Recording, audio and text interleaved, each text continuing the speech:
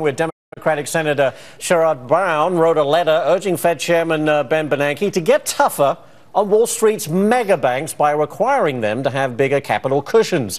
Well, Senator Vitter joins me now with more on this story. Senator, thank you for joining us. Thank you, Ashley. I guess my first question is, doesn't the big banks already meet the criteria outlined in the Basel III agreement? They do. We're talking about going beyond that.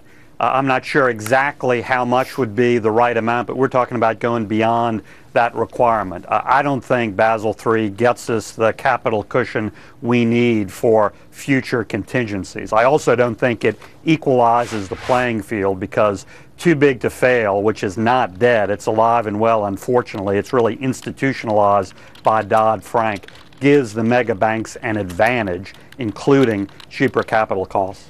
But, Senator, in this economy, which continues to struggle to get a foothold, demand is low, credit is hard to get, you could argue, couldn't you, that banks should be reducing their capital at a time like this? Well, look, I think we need to look to the future and think about safety and soundness, not have another crisis. But also, banks aren't lending a whole lot as it is. I don't think the capital margin is a huge factor there. I think there would still be plenty of liquidity and capital to lend. It's a function of deals that make sense. But if you increase the levels to a certain point, won't they have to call in loans and sell off assets in order to meet those requirements? Well, there could be a phase-in period so that they wouldn't have to have dramatic action. It could be phased in over time. I think the good news is that after we sent our letter in, the Fed, as you know, announced an extension of the comment period on this very issue by over a month. So I hope that means they're taking this seriously and looking at it very carefully.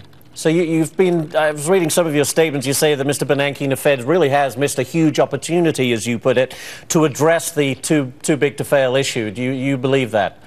Yes. So far what we've seen is an avalanche of new, very complicated, often confusing regulations.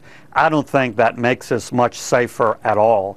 I think simpler, more systemic changes like increased capital requirements for the mega banks would be much more effective doing that. I think this avalanche of confusing regulation adds a whole lot more cost than it does security or safety. Do you get the sense that Mr. Bernanke is somewhat hesitant to impose this extra charge on the biggest banks?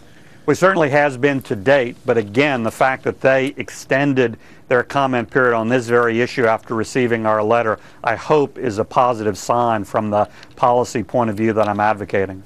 Does it make the banks less competitive in some sense, Senator?